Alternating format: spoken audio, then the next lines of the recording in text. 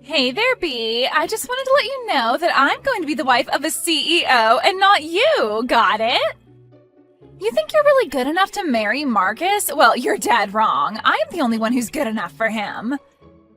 And now that I've stolen him from you, I'll never worry about working another day in my life. Rachel, what on earth are you talking about? What is this about you stealing Marcus away from me? If this is your idea of a joke, I really don't find it funny at all, and I'd ask that you not send me this kind of stuff. Oh, it's not a joke at all, I'm afraid, but I still think it's hilarious. I'm being totally honest, however, when I say that I've stolen Marcus from you and made him mine. No, you're just a lonely girl that nobody wants, and I'm going to be the wife of a CEO. It's like a dream come true. You mean that you're really serious about all this?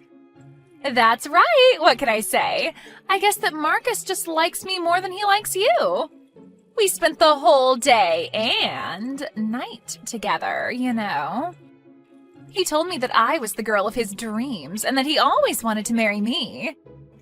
He told me that while he was looking into my eyes from across the table, he got us at the most expensive restaurant in town.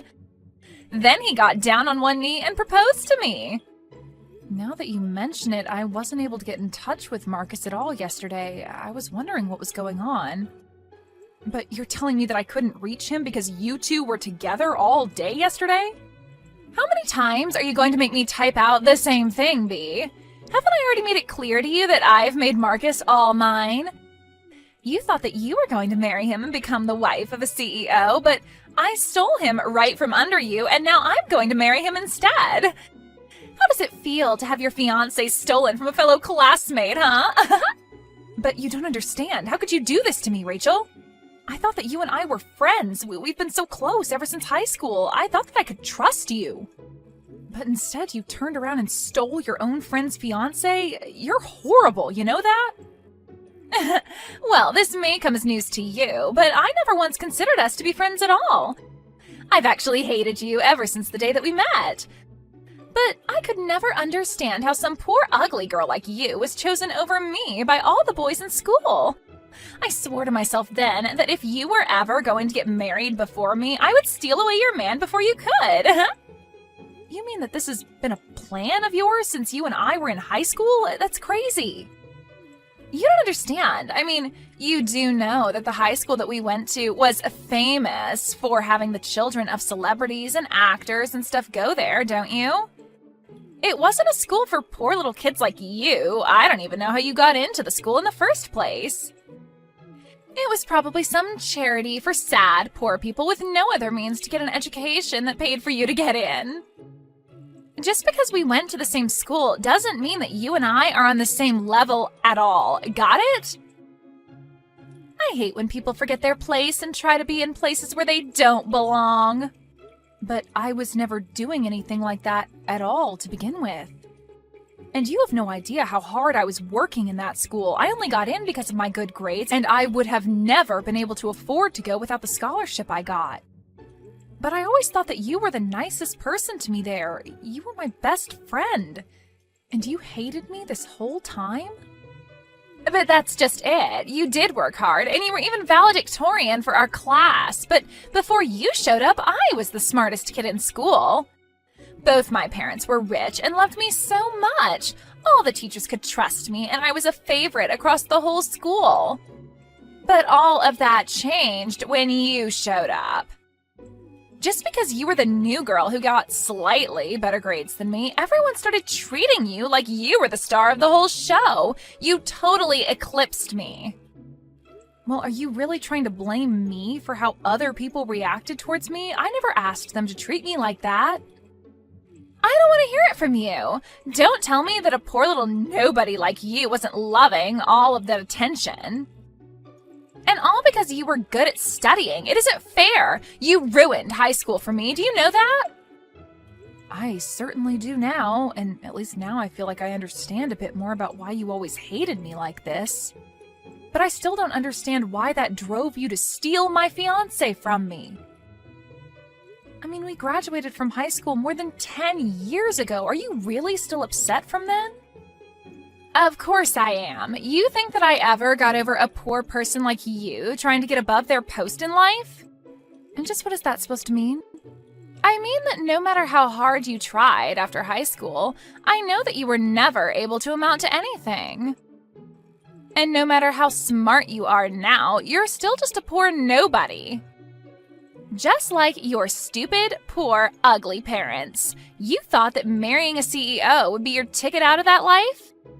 Well, not if I had something to say about it. I wasn't about to let you jump ahead in life like that. It wouldn't have been fair. That's why I had to put you back in your place. And so that's the real reason why you stole Marcus from me? What are you, some kind of 1800 oil baron or something? I don't think I've ever seen classism this bold-faced in my entire life. Do you think we live in a caste system or something? What is the matter with you?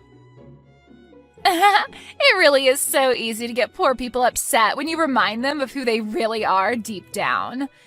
You really thought that you could just marry into the lap of luxury? Sorry, but that was never an option for a poor little nobody like you. It's obvious that I'm a much better person to marry Marcus given my pedigree. Your pedigree? What do you think this is, a dog show or something? Say whatever you want. It doesn't change the fact that Marcus is all mine and there's nothing that you can do about it at all. You're just mad because I took away your own shot at not being poor. Hey, Marcus, are you there? Because you and I need to have a little chat. For starters, have you been seeing Rachel behind my back? I know that your parents said hi to her parents at our wedding. But I just had no idea that you would ever do something like this to me. Wait, hold on a second. How did you find out about Rachel and I? Oh man, I thought that we had done everything to make sure that nobody was ever going to figure out about the two of us. If you really must know, it was Rachel herself that reached out just to brag to me about how you and her are seeing each other. She even told me about how you proposed to her in a restaurant. So I would just love to hear what you have to say about all of this and just what you have to say for yourself. Oh, what? Are you kidding me? You mean that Rachel told you all about us? What was she thinking? How could she do that to me? Oh man, that girl can be a real firecracker sometimes. But yeah, it's true. Everything that Rachel said to you, even the part about us getting married. But you couldn't really expect this to last too long between us, right? I mean, you know that basically my whole family was against the two of us getting married. Wait, what? What is that supposed to mean? Do you really mean that? Your family never ever wanted you and I to get married? Of course they were opposed to you and I getting married. Open your eyes! You really think that you were ever good enough to stay married to me? You were just a poor little nobody who I took pity on. But you know that there was no way I was going to let our families merge into one, right? Are you kidding me? You did not seriously just say that. I can't believe you, Marcus. Well, I don't know what you want me to say. It isn't like your mom or dad is a businessman or a politician or anyone, really. They're just middle-of-the-road regular worker drones. Nobody's, really. Besides, didn't your dad get sick and have to quit his job anyways? Isn't your mom having to cut back on her hours just to take care of him? And you're doing all the heavy lifting for your family, and you're not anyone either. Don't you talk about my parents like that, Marcus, and just because my dad is sick doesn't mean that you can put him down for it. Besides, it's thanks to their hard work that I was able to afford to go to college.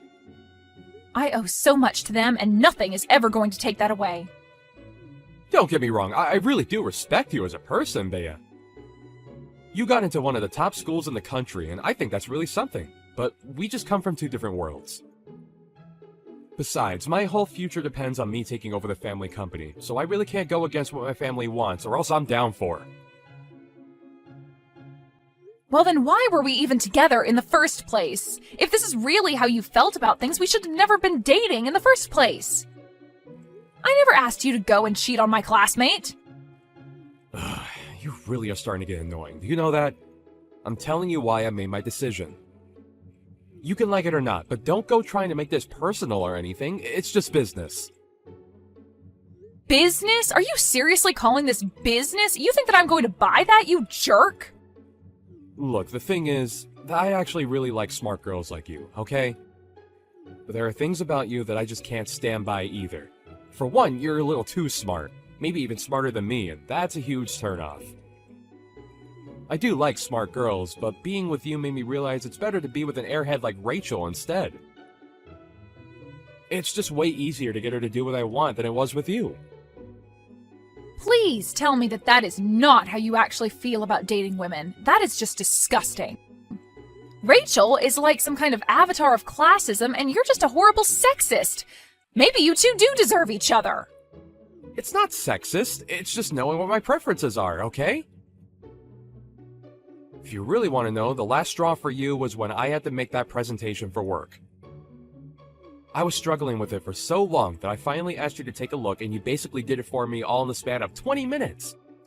I felt completely humiliated. So between my parents not wanting me to marry you and you being too smart for your own good, this is what's for the best. Not to mention that, honestly, Rachel is way prettier than you are anyways, so I don't think you could really blame me for wanting to get with her. So basically, I just have nothing to offer you at all, is what you're saying then. I mean, in a word, yeah, pretty much. Who ever heard of a man marrying a woman smarter than them? You'd have to be a real moron to do that. Anyways, just accept that this has happened and move on with your life, okay? Hey, Bea, I was just curious if you got the invitation to our wedding. I know that you know how much I hate you, but we still have to keep up appearances, you know. I invited everyone from high school, so I had to invite you too, or else people would start to ask questions. You know, you haven't said one word to hint at all that you're sorry for what you did to me. Not only that, but you have the gall to invite me to your wedding? Come on, don't be such a sourpuss. Consider this a way to put this all behind us, okay? I invited you to the wedding for your own sake. My own sake? Just how do you figure that? Oh, come on. Clearly you're still upset about the breakup, and you must still be getting over your feelings for Marcus. So you can come to the wedding, see Marcus and I kiss and get married, and then maybe that'll shock you out of this mood. Are you kidding me? Is that why you want me to show up to your wedding? Well, I also think that you'd really enjoy it. It's going to be a huge venue and cost a ton of money. There are going to be all kinds of industrialists and famous people, and I mean, well, you're so poor that this is probably going to be your one chance to see something like this. Although I understand that you might just grow to hate yourself surrounded by so much success, too. You have seriously got some nerve inviting me to your wedding just so that you can keep trying to rub your wealth in my face. Do you know that? Well, if it helps sweeten the deal, we're having the wedding catered by a Michelin-starred chef, and the decorations are going to be to die for. Not only that, but I'm having a really famous fashion designer come out of retirement just to put my wedding dress together. It sounds like it's going to be quite the event. Are you sure someone like me can go? Well, at first I was going to have something a little more low-key. But then I thought about it and realized that I'm about to marry a future CEO, and there's no point in being modest. So I decided it would be better to go all out instead, and Marcus's parents seemed to be happy with my place, so it's all good. Well, I'm really happy that you and his parents are getting along so well. I guess they must feel more at ease talking to you than they were talking to poor old me. Exactly.